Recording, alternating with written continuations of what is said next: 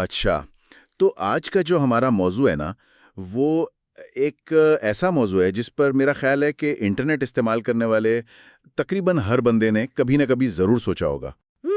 یعنی on line پیسے کمانا ہے نا؟ بالکل، آن لائن پیسہ کمانا۔ آج کی اس گہری گفتگو اور تفصیلی جائزے میں ہم اسی سفر پر بات کریں گے، اور روایتی آن لائن طریقوں سے شروع ہو کر 2026 میں آرٹیفیشل انٹیلیجنس یعنی AI کے استعمال تک کا پورا سفر طے کریں گے۔ اور سب سے اہم بات یہ کہ اس دوران ہم اس ذہنی کیفیت یا مائنڈ سیٹ کو بھی سمجھنے کی کوشش کریں گے جو اس میدان میں کسی بھی کاروبار کو کامیاب بناتی ہے۔ صحیح، تو آج کے اس جائزے کے لیے ہمارے پاس ذرائع کیا کیا ہیں؟ ہم نے 3 مختلف اور بہت ہی اہم ذرائع کا استعمال کیا ہے۔ پہلا ایک تفصیلی کتابچہ ہے جس میں آن لائن پیسے کمانے کے 30 مختلف طریقے بتائے گئے ہیں۔ 30 طریقے؟ چلیں، یہ تو کافی دلچسپ ہونے والا ہے۔ بالکل۔ اور دوسرا ذریعہ کورسیرا کا ایک کافی جدید آرٹیکل ہے جو خاص طور پر 2026 میں AI کی مدد سے پیسے کمانے کے بارے میں ہے۔ اور جو تیسرا ذریعہ ہے وہ ایک گائیڈ ہے جو آن لائن کاروبار شروع کرنے کے لیے درست ذہن سازی اور بنیادی ڈھانچے پر روشنی ڈالتی ہے۔ زبردست۔ دیکھیں، اس تفصیلی گفتگو کا ہمارا بنیادی مقصد نا صرف معلومات کا ڈھیر لگانا نہیں ہے۔ اکثر لوگ انٹرنیٹ پر موجود معلومات کے بوجھ، جسے انفارمیشن اوورلوڈ کہتے ہیں، اس میں ڈوب جاتے ہیں۔ بالکل۔ اور پھر کچھ بھی نہیں کر پاتے۔ یہی تو ہمارا مقصد یہ ہے کہ ان لوگوں کے لیے ایک واضح اور عملی راستہ فراہم کیا جائے جو ڈیجیٹل دنیا میں اپنا مقام بنانا چاہتے ہیں۔ اور ہاں، یہ جائزہ کسی شارٹ کٹ کے بجائے ٹھوس حقائق پر مبنی ہوگا۔ تو پھر شروع کرتے ہیں۔ بالکل۔ اچھا، جو چیز مجھے ان ذرائع میں سب سے پہلے متاثر کر گئی وہ ایک ذہنی رکاوٹ ہے جسے پیرالیسس آف انالیسس کہا گیا ہے۔ یعنی زیادہ سوچنے کی وجہ سے کچھ نہ کر پانا؟ ہاں، مطلب انسان معلومات اکٹھی کرنے میں اتنا وقت گزار دیتا ہے کہ عملی طور پر کوئی قدم اٹھا ہی نہیں پاتا۔ اس کے مقابلے میں ایک بہترین اصول کا ذکر کیا گیا ہے، ریڈی، فائر، ایم۔ یہ بہت زبردست اصول ہے۔ اس کا مطلب اندھا دھند تیر چلانا نہیں ہے، بلکہ مقصد یہ ہے کہ پہلے عملی شروعات کریں اور پھر راستے میں چیزوں کو بہتر بناتے جائیں۔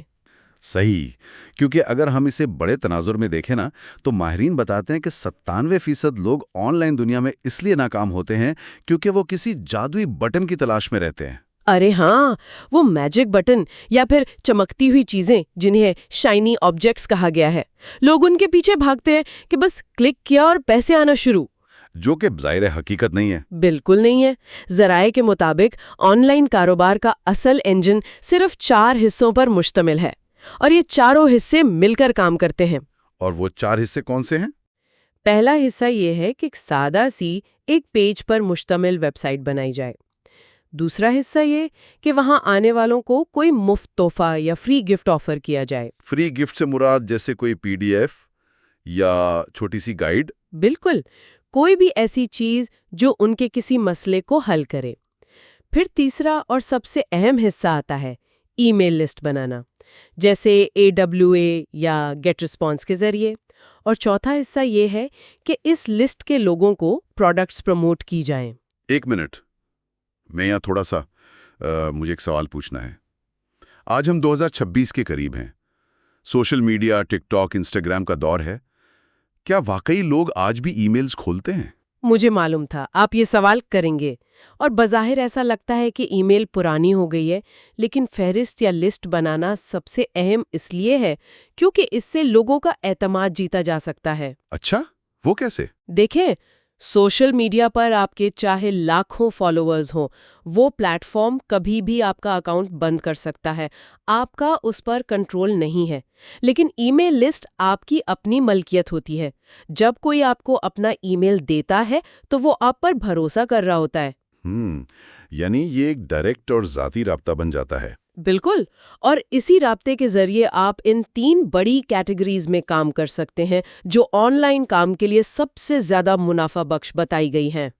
وہ جنہیں دی بگ 3 کہا گیا ہے۔ جی، دولت، صحت اور طرز زندگی، ویلتھ، ہیلتھ اور لائف سٹائل۔ یہ بات تو سمجھ آتی ہے کیونکہ یہ انسان کی بنیادی ضروریات ہیں، لیکن مجھے گائیڈ کے اس حصے پر بڑی حیرت ہوئی جہاں ذہنی کیفیت یا مائنڈ سیٹ کی بات کی گئی ہے۔ آپ صفائی والے حصے کی بات کر رہے ہیں؟ ہاں، مطلب اس میں باقاعدہ یہ کہا گیا ہے کہ اپنے کمرے یا گاڑی کو صاف رکھنا انسان کی پیداواری صلاحیت کو بڑھاتا ہے۔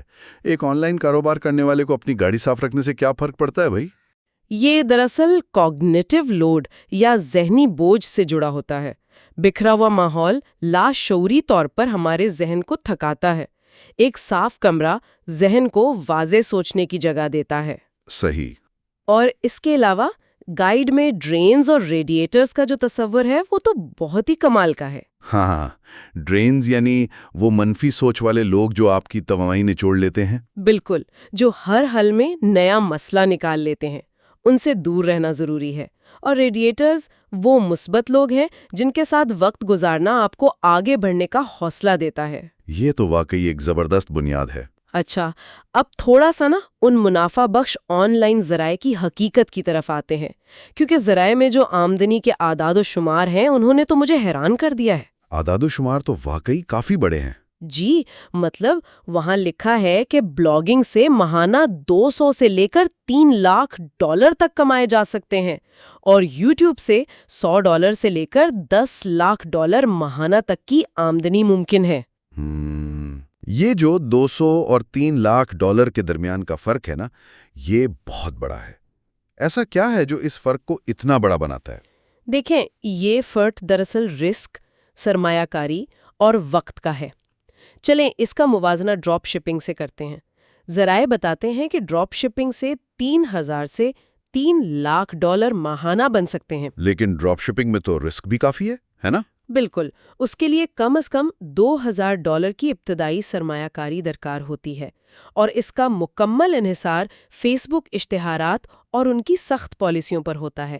اگر فیس بک نے آپ کا اکاؤنٹ بلاک کر دیا تو آپ کا کاروبار وہیں ختم۔ یعنی کنٹرول آپ کے ہاتھ میں نہیں ہے۔ بالکل نہیں۔ اس کے مقابلے میں Amazon FBA کا ذکر ہے، جس سے اوسطاً $2000 ماہانہ کمائے جا سکتے ہیں۔ اس میں بھی سرمایہ کاری چاہیے، لیکن Amazon ایک بہت بڑا پلیٹ فارم ہے جو آپ کی لاجسٹکس سنبھالتا ہے۔ لیکن اگر کسی کے پاس یہ $2000 بھی نہ ہو تو پھر وہ کیا کرے؟ تو پھر پرنٹ آن ڈیمانڈ ایک بہترین آپشن ہے۔ Print on demand? میں نے اس کے بارے میں پڑھا تو تھا، لیکن کیا اس کے لیے ڈیزائن ڈگری نہیں چاہیے ہوتی؟ بالکل بھی نہیں۔ اس میں آپ بغیر کسی ڈیزائن ڈگری کے کام کر سکتے ہیں۔ آپ سادہ سے ٹیکسٹ والے ڈیزائن بنا کر ٹی شرٹس یا مگ پر لگا سکتے ہیں، اور جب کوئی آرڈر کرتا ہے تبھی وہ پرنٹ ہوتا ہے، تو کوئی انوینٹری کا خرچہ نہیں۔ ارے واہ، یہ تو بہت محفوظ طریقہ ہے۔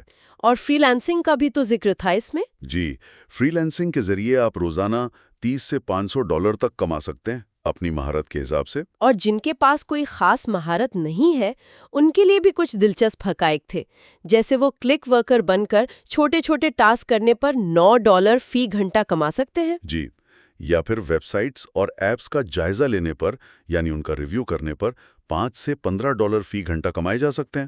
یہ ان لوگوں کے لیے بہترین ہے جو ابھی صرف شروعات کر رہے ہیں۔ یہ تو ہو گئے موجودہ طریقے، لیکن اب تھوڑا مستقبل کی طرف چلتے ہیں۔ 2026 اور آرٹیفیشل انٹیلیجنس کا جادو، AI نے تو واقعی پوری گیم ہی بدل دی ہے۔ بالکل۔ کورسیرا کے آرٹیکل کے مطابق AI نے روایتی کاروباری طریقوں کو ختم نہیں کیا، بلکہ انہیں انتہائی تیز کر دیا ہے۔ ہاں، اب تخلیقی کاموں میں AI کا استعمال بہت عام ہو گیا ہے، جیسے ویب سائٹس بنانا، بلاگز لکھنا، یوٹیوب ویڈیوز بنانا، یہ سب اب بہت آسان ہو گیا ہے۔ اور اس کی وجہ سے ہائی انکم کیریئرز کے نئے دروازے کھلے ہیں۔ آپ ذرا AI کے میدان میں نوکریوں کے منافع بخش اعداد و شمار دیکھیں۔ ہاں، میں وہی دیکھ رہا تھا۔ ایک مشین لرننگ انجینئر کی تنخواہ $1,27,000 سالانہ بتائی گئی ہے۔ اور AI پروڈکٹ مینیجر کی $1,80,500۔ کمال ہے۔ اور یہ صرف نوکریاں نہیں ہیں، لوگ AI کنسلٹنٹ بن کر بھی بہت کما رہے ہیں۔ جی بالکل۔ ایک AI کنسلٹنٹ کا کام یہ ہوتا ہے کہ وہ کمپنیوں کو تربیت دیتا ہے کہ وہ اپنے سسٹمز جیسے CRM ان میں AI کو کیسے شامل کریں۔ یعنی وہ کمپنیوں کے پرانے سسٹمز کو سمارٹ بنانے میں مدد کرتے ہیں۔ اس کے علاوہ آن لائن کورسز بنانے کا ذکر بھی تھا کہ AI سے کورسز بنانا کتنا تیز ہو گیا ہے۔ بالکل، لیکن ان سب کے ساتھ ایک بہت ہی دلچسپ قانونی نکتہ بھی جڑا ہوا ہے، کاپی رائٹ کا اصول۔ ہاں، وہ کاپی رائٹ والا حصہ، وہ تو بہت ہی عجیب تھا۔ مطلب اس میں لکھا ہے کہ AI کا بنایا ہوا مواد پبلک ڈومین میں ہوتا ہے۔ جی، یعنی اس پر کسی کا حق اشاعت یا کاپی رائٹ نہیں ہوتا۔ تو اس کا مطلب ہے کہ کوئی بھی شخص AI سے کچھ بھی بنا کر بیچے تو کوئی اور بھی اسے کاپی کر سکتا ہے؟ بظاہر ایسا ہی ہے، لیکن اس میں ایک زبردست موڑ ہے۔ اگر کوئی انسان اس اے آئی کے بنائے ہوئے مواد میں اپنی تخلیقی صلاحیت شامل کر دے تو وہ اس پر کاپی رائٹ کلیم کر سکتا ہے۔ تخلیقی صلاحیت سے آپ کی مراد کیا ہے؟ تھوڑا واضح کریں گی؟ جیسے فرض کریں اے آئی نے ایک تصویر بنائی، اب اس تصویر پر کسی کا کاپی رائٹ نہیں ہے، لیکن اگر ایک انسان اس تصویر کو لے کر اسے آئل پینٹنگ میں بدل دے تو اب اس میں انسان کی محنت اور فن شامل ہو گیا۔ اچھا، یعنی اب وہ پینٹنگ اس انسان کی ملکیت بن گئی۔ بالکل۔ قانون یہ مانتا ہے کہ جب تک انسان کی تخلیقی صلاحیت شامل نہ ہو وہ چیز کاپی رائٹ نہیں ہو سکتی۔ یہ تو ایک بہت ہی گہری بات ہے۔ تو اگر ہم اس پوری گفتگو کا خلاصہ نکالیں تو بات یہ سمجھ آتی ہے کہ آن لائن پیسے کمانا کوئی جادو نہیں ہے۔ بالکل نہیں، یہ ایک باقاعدہ نظام ہے۔ ہاں، اس کے لیے ایک مضبوط انجن چاہیے جو کہ آپ کی ای میل لسٹ ہے، پھر ایک بہترین راستہ چاہیے، چاہے وہ بلاگنگ ہو، ڈراپ شپنگ ہو یا فری لانسنگ۔ اور پھر اس کام کو تیز کرنے کے لیے اے آئی کا استعمال بطور ایکسلریٹر ضروری ہے۔ لیکن یہ سب تبھی ممکن ہے جب انسان کا ذہن اور اس کا مائنڈ سیٹ درست سمت میں ہو۔ بالکل، اور ان تمام لوگوں کے لیے جو واقعی کچھ سیکھنا چاہتے ہیں، میری طرف سے یہی پیغام ہے کہ معلومات کے سمندر میں ڈوبنے اور سب کچھ ایک ساتھ کرنے کے بجائے صرف ایک طریقہ منتخب کریں۔ صرف ایک طریقہ؟ جی، ایک طریقہ چنیں اور اس میں مہارت حاصل کریں۔ جب آپ 10 کشتیوں میں سوار ہونے کی کوشش کرتے ہیں تو آپ کہیں نہیں پہنچ پاتے۔ یہ واقعی بہت پتے کی بات ہے۔ تو دوستو، پروگرام کے اختتام پر میں آپ کے لیے ایک گہرا سوال چھوڑ کر جا رہا ہوں۔ ذرائع بتاتے ہیں کہ اے آئی کی مدد سے مواد بنانا تقریباً مفت اور فوری ہو گیا ہے۔ تو کیا مستقبل میں آن لائن پیسے کمانے کا انحصار اس بات پر نہیں ہوگا کہ آپ کیا بناتے ہیں، بلکہ مکمل طور پر اس بات پر ہوگا کہ لوگ ایک انسان کے طور پر آپ پر کتنا بھروسہ کرتے ہیں؟ یہ واقعی سوچنے کی بات ہے۔ بالکل۔ تو اس فکر انگیز سوال پر ضرور سوچیے گا۔ ہم پھر ملیں گے ایک نئے موضوع اور ایک نئے جائزے کے ساتھ۔